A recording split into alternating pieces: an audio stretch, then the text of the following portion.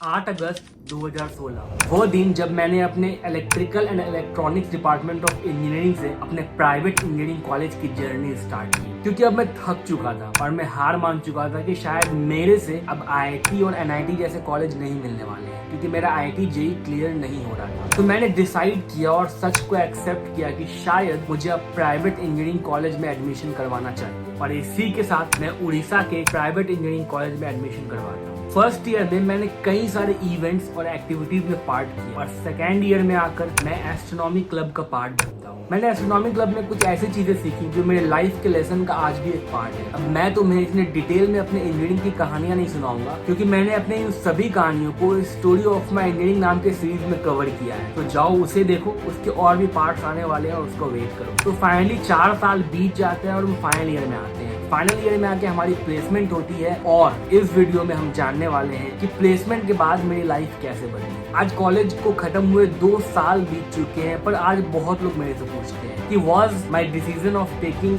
Admission into a private engineering college worth it? क्या मेरा वो डिसीजन प्राइवेट इंजीनियरिंग कॉलेज में जाने का सही था? मेरी लाइफ कैसे चेंज हुई? क्या मैं वो चीजें कर पाया जो मैं हमेशा से करना चाहता था? आओ इस वीडियो में जानते हैं।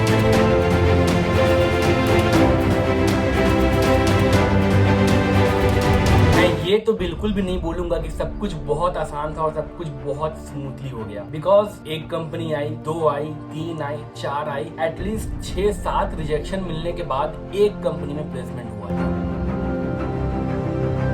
और मेरा ये मानना है प्राइवेट इंजीनियरिंग कॉलेज के स्टूडेंट का प्लेसमेंट होना किसी सपने से कम नहीं होता है, क्योंकि हर इंसान वहाँ पर बहुत उम्मीद और कहीं ना कहीं दिल में एक डर के साथ जाता है कि 4 साल बाद जब वो कॉलेज से निकलेगा तो क्या उसकी जॉब लगेगी या नहीं। और अगर सच कहूँ तो प्लेसमेंट एक बहुत अमेजिंग चीज है। प्लेसमेंट में तुम्हारे आने वाले जनरेशन को बदलने की ताकत होती है। एक बार प्लेसमेंट हो जाए तो उसके बाद ऐसा लगता है कि मानो अब सब कुछ ठीक होगा। हालांकि ऐसा कुछ नहीं है कि सब कुछ ठीक हो जाएगा इन रियलिटी, बट कहीं ना कहीं एक सेटिस्फैक्शन वाली फीलिंग आती है कि 4 साल जो इतने सारे पैसे खर्च करके मैं इस कॉलेज में आया था वो अब पूरा हुआ। तो मेरा भी हाल कुछ इसी तरीके का था। काफी सारे रिजेक्शन के बाद फाइनली मेरे 2 कंपनी में प्लेसमेंट होती है, जिनमें से एक कंपनी में जाने का मैं डिसीजन लेता हूँ, और वो कंपनी थी कॉग्निजेंट, और साल था 2020। पर दिक्कत यहाँ पर शुरू होती है कि कॉलेज तो 2020 मार्च में ही खत्म हो गया था, एंड मेरे प्लेसमेंट का अब तक ज्वाइनिंग लेटर नहीं आया था। मैंने पहली जॉब अपनी ज्वाइन की थी 2020 दिसंबर में। तो इस बीच 8 महीना मैंने क्या किया? मैं अलग अलग फ्रीलांसिंग प्रोजेक्ट्स करता था, अलग अलग स्टार्टअप्स के लिए काम करता था, और उस 8 महीने में मैंने जितना सीखा, मेरा मानना है उतना मैंने अपने 4 साल के बीटेक में भी नहीं सीखा था, क्योंकि 4 साल के बीटेक में मैं तो एक इलेक्ट्रिकल इंजीनियर था। वहाँ पर तो मुझे कोडिंग आती ही नहीं। एंड फाइनली जब उस 8 महीने का ब्रेक मिला, मुझे रियलाइज हुआ कि शायद मुझे अब आईटी इंडस्ट्री में ही जाना है। वो जो 8 महीना का ब्रेक वाला पीरियड जहाँ पर मैं कुछ भी नहीं कर रहा था, ना ही जॉब ना ही कॉलेज, उस पीरियड में मैंने बहुत सारे लैंग्वेजेस सीखे, बहुत सारे प्रैक्टिस की और बहुत सारे प्रोजेक्ट्स किए।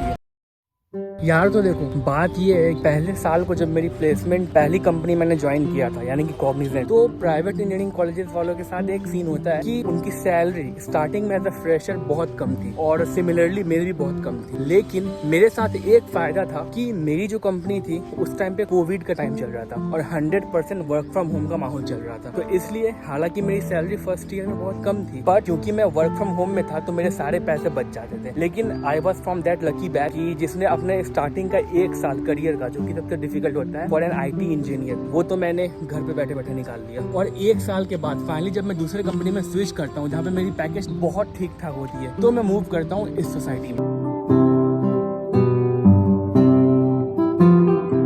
अब सितंबर 2023 आ चुका है। मेरे कॉलेज से ग्रेजुएट हुए अब 3 साल हो चुके हैं, और मेरा सॉफ्टवेयर इंजीनियर की तरह काम करते हुए अब ऑलमोस्ट 2.5 साल हो चुके हैं। तो if you ask me how am I doing now, then I would say I am doing okay. I am not at Google, I am not at Facebook, I am at a startup with a good package. And also अगर बात करते हो कि college से graduate होने से लेके current जब तुम जॉब करते हो तो लाइफ में क्या चेंजेस आती है? लाइफ में बहुत चेंजेस आती है और लाइफ में बहुत फ्रीडम आता है। एंड 20s तो होता ही फ्रीडम के लिए। ये बात बिल्कुल सही है कि तुम्हारे पे अब बहुत ज्यादा प्रेशर होता है। हर दिन तुम्हारे कलीग्स और पीयर्स से कंपटीशन का माहौल होता है। कई जगह पे ऑफिस पॉलिटिक्स होती है, कई जगह पे फन माहौल भी होता है। It's just depends. और इसके अलावा तुम्हारे पास EMI का बर्डन आता है। तुम नई चीजें करना स्टार्ट करते हो। जो तुम ट्रेन में ट्रेवल करते थे अब तुम फ्लाइट में ट्रेवल करना स्टार्ट करते हो। बहुत चीजें अच्छी होती है। तुम अपनी फैमिली का ख्याल रखना स्टार्ट करते हो, अपने लव्ड वंस को इजिली कुछ गिफ्ट करते हो, खुद को गिफ्ट करते हो। इस तरीके से देखा जाए तो लाइफ में बहुत सारे पॉजिटिव चेंजेस आते हैं। बट वो स्पाइडरमैन ने कहा है ना, great power comes with great responsibilities. हमारे पास पावर तो आ जाता है बट उतने ही हम रिस्पॉन्सिबल होना स्टार्ट होते हैं। मुझे याद नहीं मैं अपने लाइफ में इतना ज्यादा रिस्पॉन्सिबल कब था। जब से मैं इंडिपेंडेंट रहना स्टार्ट किया हूँ तब से हुआ हूँ। क्योंकि कॉलेज में तो हमारे पेरेंट्स होते हैं, हमें कुछ खरीदना होता है तो पैसे घर से ले लेते हैं, कुछ चाहिए होता है तो पैसे घर से ले लेते हैं। बट अब जब तुम्हारा प्लेसमेंट हो जाता है तो तुम घर से पैसे लेना बंद कर देते हो। तुम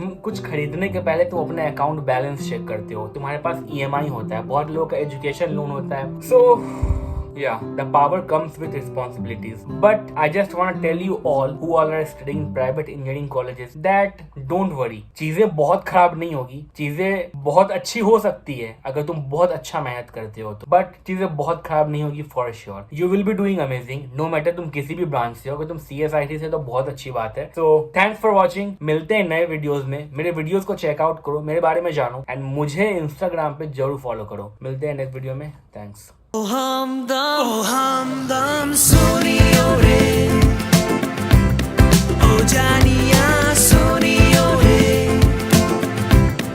o janiya sham ko khidki se chori chori nange paanv chand aayega. O hamdam soniyo re. And right now I'm doing my job and along with that I'm doing YouTube. To know more about me, don't forget to check out my other videos. Don't forget to subscribe this channel and मिलते हैं next video में.